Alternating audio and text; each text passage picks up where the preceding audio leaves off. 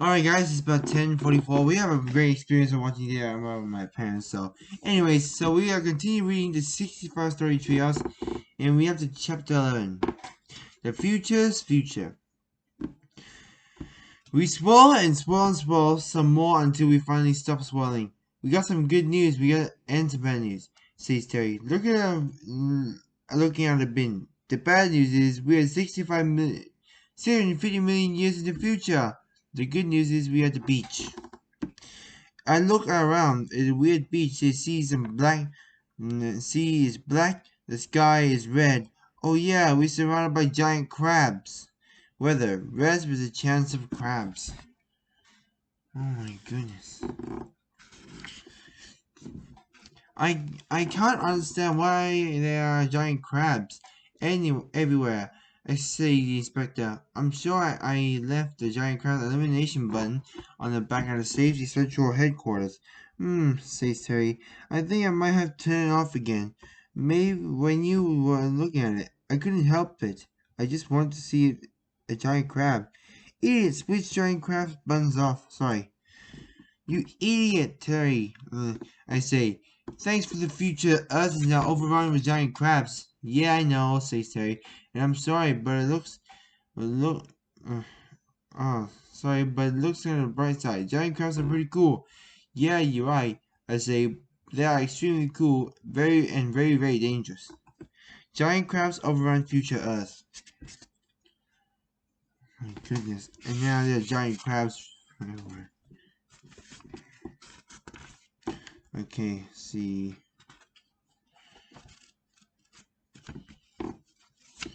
So we chipped 11, so 113. Okay. It's interesting too, says Terry, because this is just like what happened in the end of the time machine, HD. Well, the time traveler goes into the future as far as he can, almost the end of time, and landed on the beach and where are the giant crabs all over the place. Through that book was fiction, I say. So did I, says Terry. But it was obvious, based on actual fact, HG. Well, must have a time travel in himself, otherwise he could have described it all so exactly. The time machine fact, no fiction. Who knows? Oh no. Oh dear, said the inspector. Look over there. One of the giant crabs is holding on to the old-fashioned man.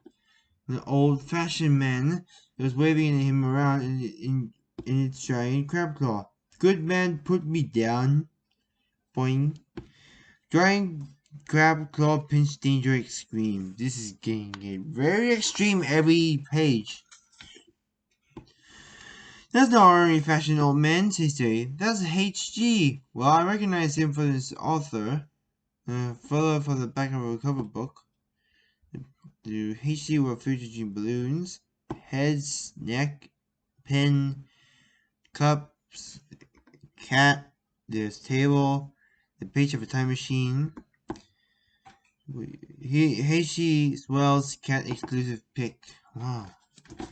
That's him alright, I say. I know that. Mustache anywhere. I better go and help him, otherwise he won't be able to get back to 1985 to ride a time machine and aspire to build a time-traveling wheelie bin so that we can go back into time and get our building permits and save our house from being demolished. Author's rescue plan. My goodness. Leave it to me, said the inspector, leaping out of the bin. I'll save him. Wait for us, I say. You can't fight the crab. That's big all by yourself. But the inspector is already too far ahead and too excited to hear me. Yikes. Fear of Inspector sanity of the rise. He's really getting to the risk talking things, isn't he? Says Terry. Maybe a little too much. We better go make sure he's okay. We jump in the bin and run after him. Run also launch expected rescue plan. Oh wow. Help me, man from the future, called HG.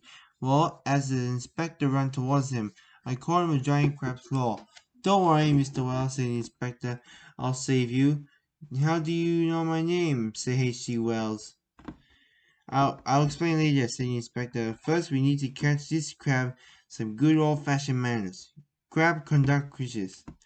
Hold this pen and clipboard like a sword and shield inspectable rush towards the crab.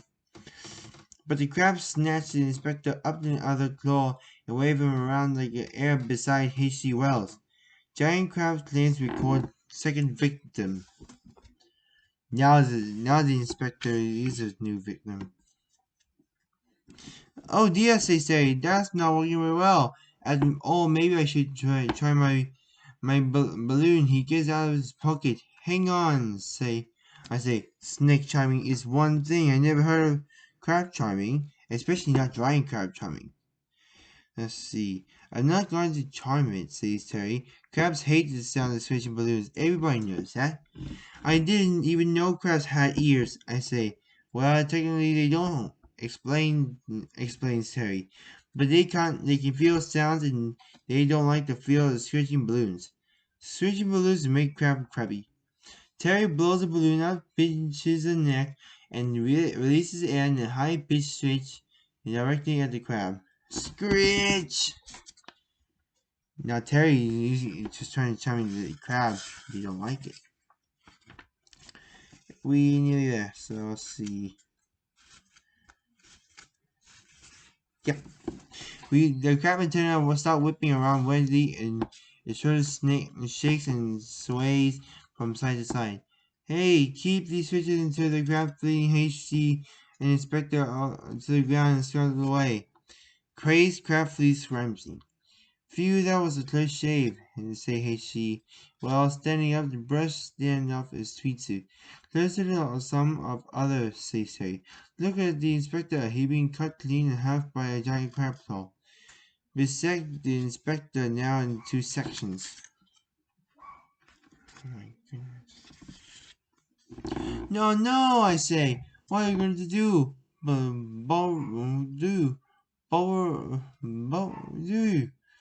Bubble wrap, says Terry. Good idea, I say. Popping bubble wrap always calms me down. What? Not for you, Andy, says Terry.